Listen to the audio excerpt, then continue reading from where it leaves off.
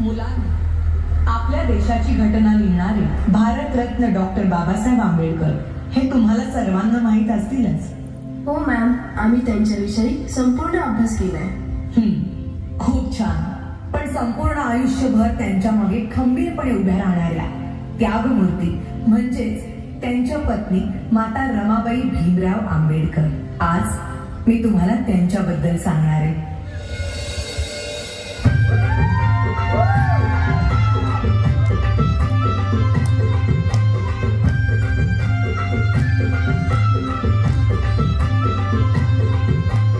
वयाच्या 7व्याच वर्षी त्यांच्या आई वडिलांचं निधन झालं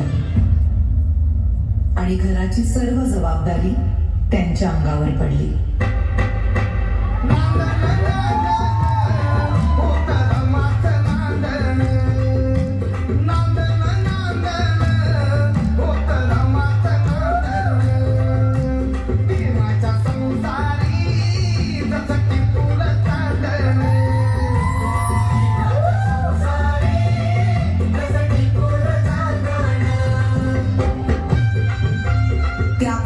बालविवाह ही प्रथा प्रचलित असल्यामुळे वयाच्या 9व्याच वर्षी त्यांचा विवाह भीमराव आंबेडकर यांच्या बरोबर झाला.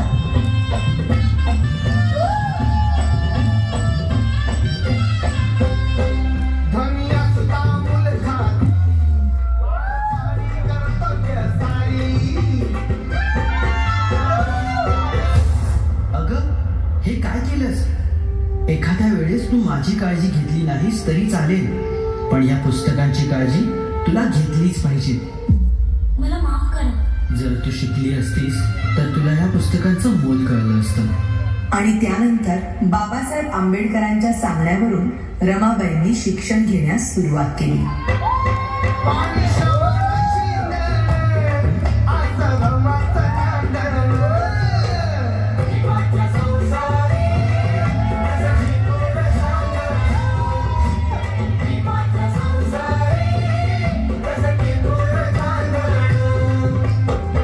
शिक्षणासाठी बाबासाहेब आंबेडकरांना परदेशी जावं लागलं, म्हणून रमाबाईंनी संपूर्ण घराची जबाबदारी स्वतःवर घेतली.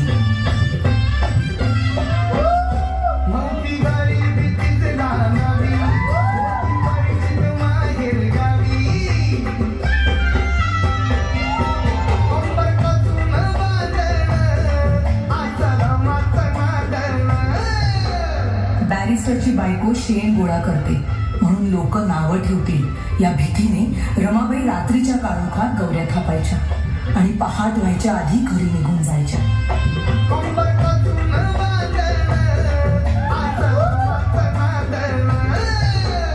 पण मॅडम, रमाई केव्हा झाली?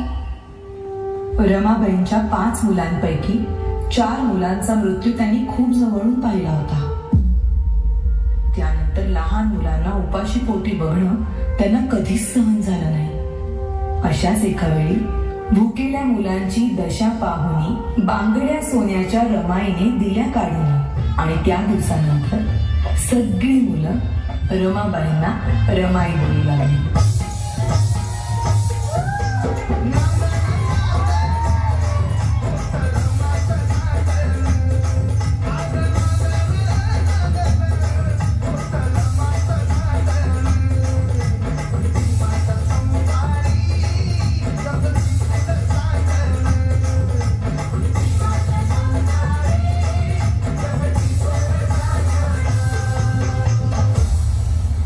प्रेम, माया, त्याग अशा अनेक गुणांचा संगम म्हणजेच माता रमाबाई भीमराव आंबेडकर.